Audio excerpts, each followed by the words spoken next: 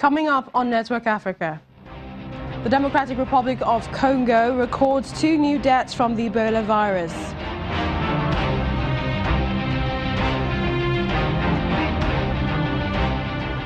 South Sudan rebels free over 200 children, but risk of new recruitment persists.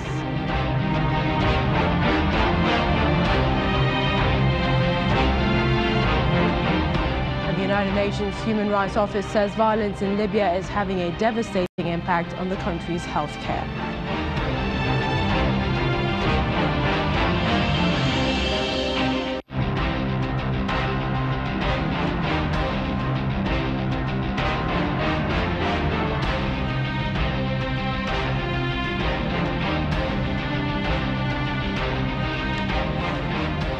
Hello and welcome to the program. I'm Millicent Walker.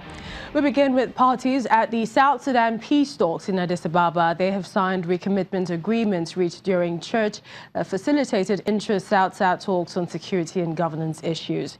Speaking directly to the parties during the ceremony, Maria Juliet, a representative of the refugee community in Uganda, broke down in tears, pleading that the country's leaders do more to protect their people.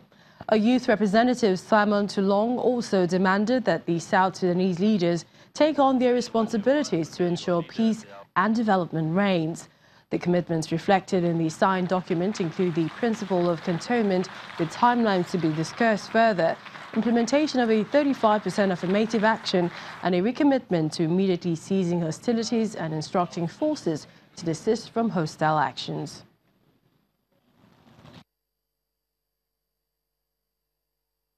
The things we are observing here lead us, united us. We don't need powers. We South Sudanese refugees, we need peace back to our country. We need to go and settle and drink waters in our own country, but not to drink the water of other countries. We need other countries to come and visit us. Leadership is not looking at yourself. It is looking at the people you lead. It is not your position, but your responsibility. It is not about your reputation, but it's about your character. Can we think about the people in dire need of security and place to call a home?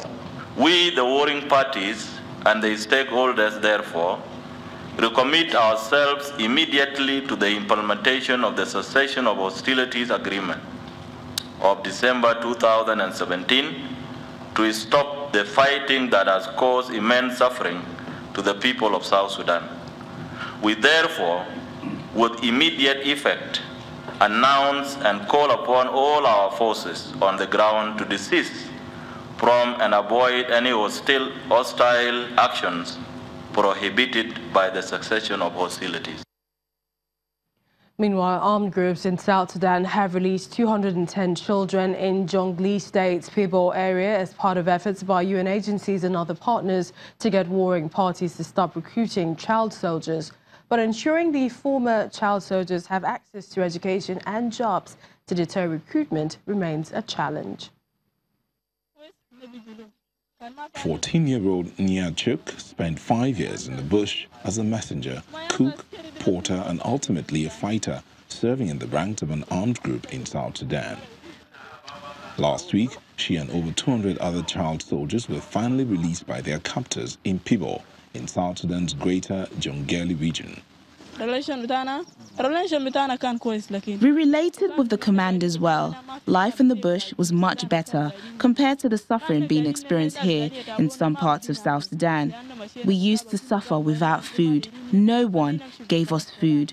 So I went to the bush with one objective: to destroy South Sudan so it can be inherited by others.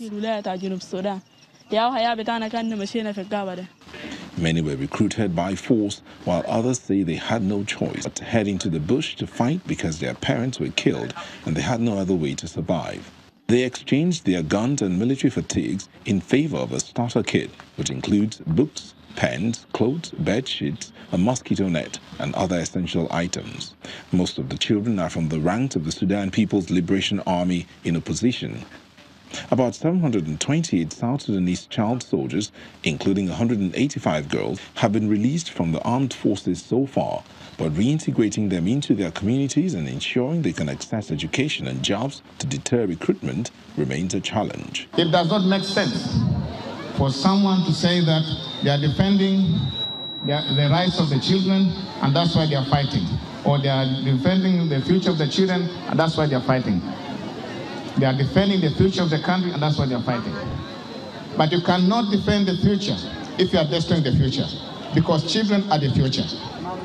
So let us work together, shoulder to shoulder, and ensure that we make our words into actions. South Sudan has been in conflict since 2013, when troops loyal to President Salva Kiir clashed with troops loyal to then Vice President Riek Machar.